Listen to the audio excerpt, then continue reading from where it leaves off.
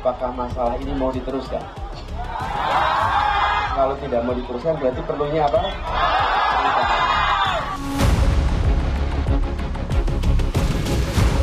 Gagasan kita paling hebat, saudara kalian. Silakan Anda paksa, kami enggih saja.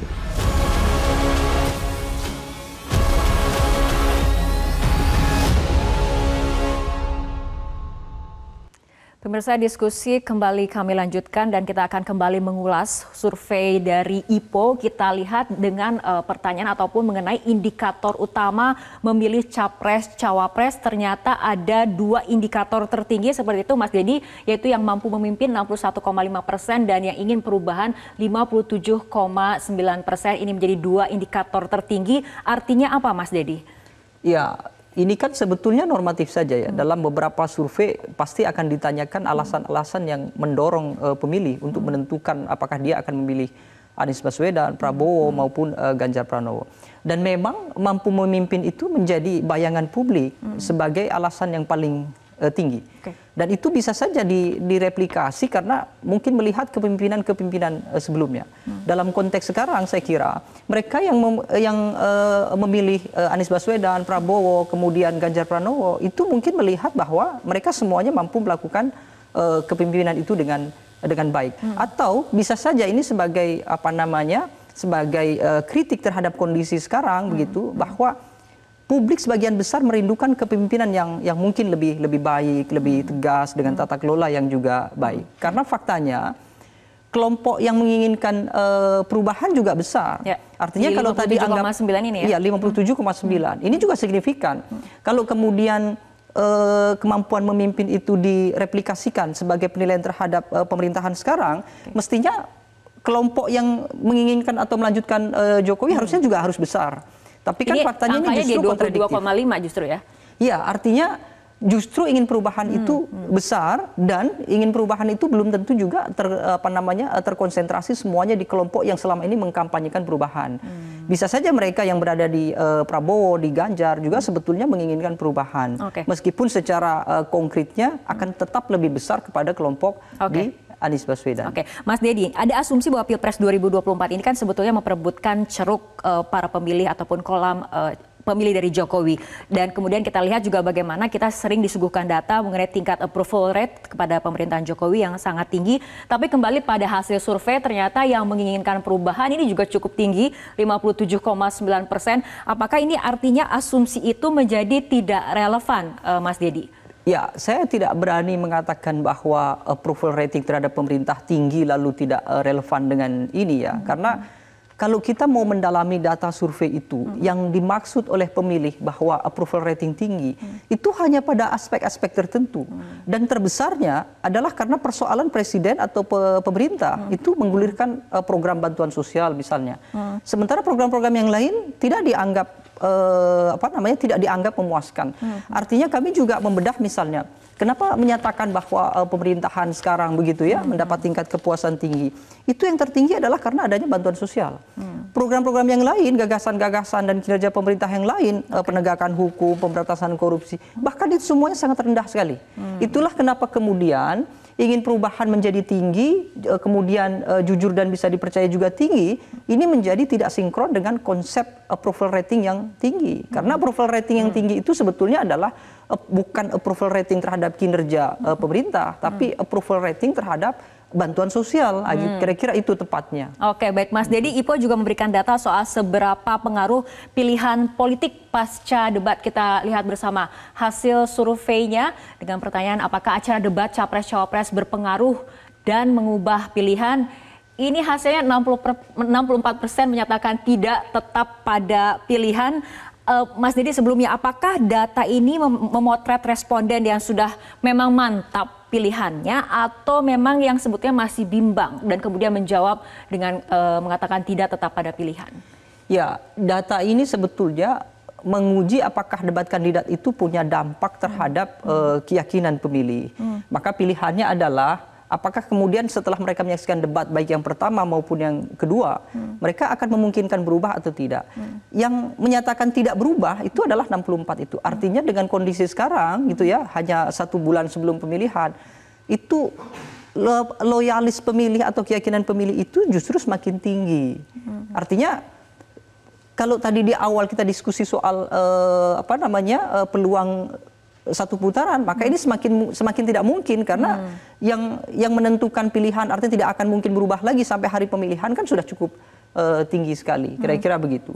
Kelompok yang meragukan pilihan hanya 7%, lalu yang menyatakan dia yang tadinya sudah menentukan pilihan lalu akan mengubah pilihan ada 12%, meskipun 17% juga belum menentukan pilihan. Tapi meskipun kelompok yang masih bisa diubah ini cukup tinggi juga, begitu ya. Kan tidak mungkin ini dikuasai oleh satu kandidat. Ini tetap akan menyebar ke semua kandidat yang ada. Oke, baik Mas Dedi dan juga pemirsa merujuk ke data tentang alasan utama pemilih memilih pemimpin, belakangan salah satu capres yakni Prabowo Subianto mulai menunjukkan kemarahan buntut dari debat ketiga. Kita simak terlebih dahulu pernyataan dari Prabowo. Ya, saudara-saudara, ada pula yang nyinggung-nyinggung. Punya tanah berapa, punya tanah ini.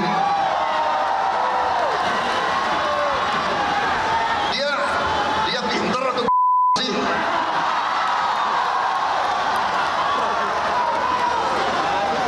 Dia ngerti nggak ada HGU? HGU. Hak guna usaha. Hak guna bangunan. Hak pakai, iya kan? Itu tanah negara, saudara. Tanah rakyat, tanah bangsa. Daripada dikuasai orang asing, lebih baik Prabowo yang mengelola. Kemarin juga salah-salah melulu itu. Bukan 343.000 hektar, bukan. Mendekati 500.000 hektar.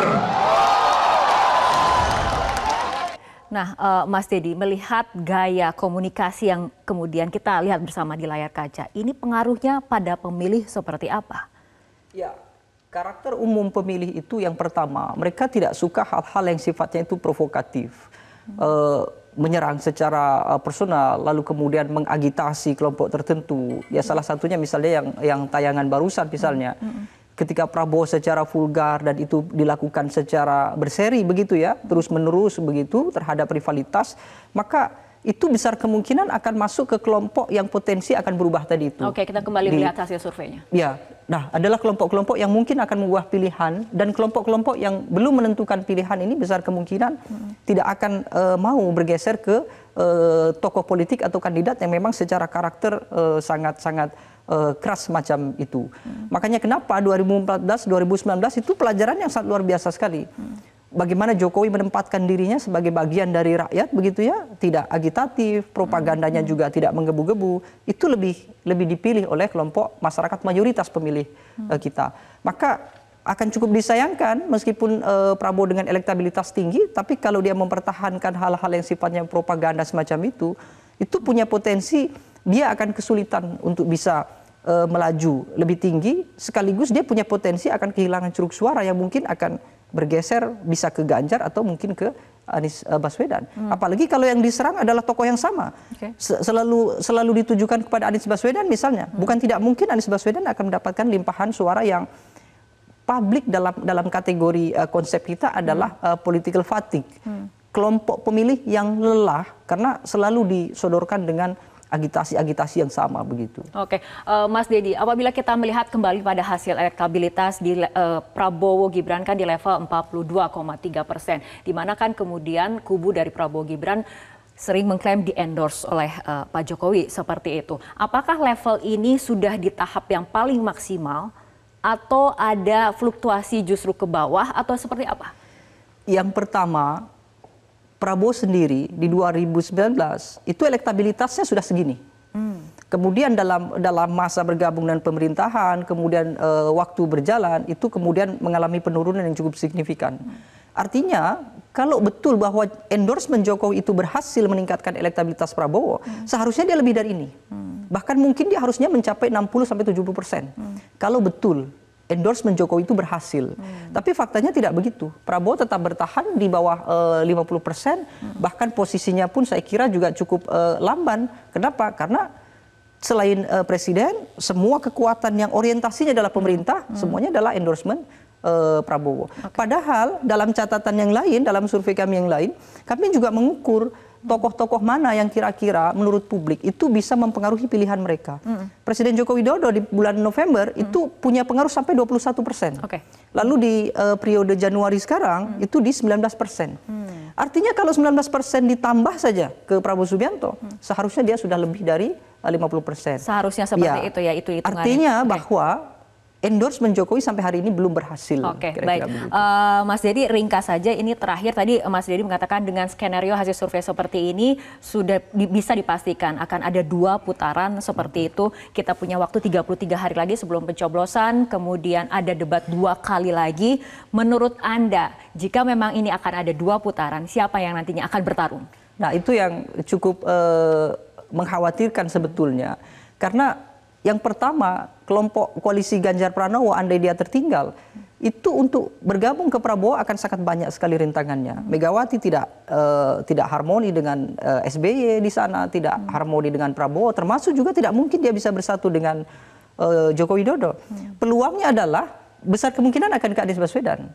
Sehingga kalau ini sampai terjadi 2 putaran, maka itu sebetulnya adalah kekhawatiran terbesar justru ada di Prabowo Subianto. Bukan tidak mungkin dia akan tetap bertahan di 40-an%, sementara Anies Baswedan bisa saja kemudian unggul karena sokongan dari kelompok koalisi Ganjar. Oke, baik, kita lihat saja bagaimana kemudian dinamika politik ke depannya. Putaran kedua siapa yang akan bertarung, bagaimana kemudian pengaruh debat keempat nanti pada para pemilih. Terima kasih Mas Dedi telah berbincang bersama kami di Prime Time News untuk malam hari ini. Jelajahi cara baru mendapatkan informasi. Download Metro TV Extend sekarang.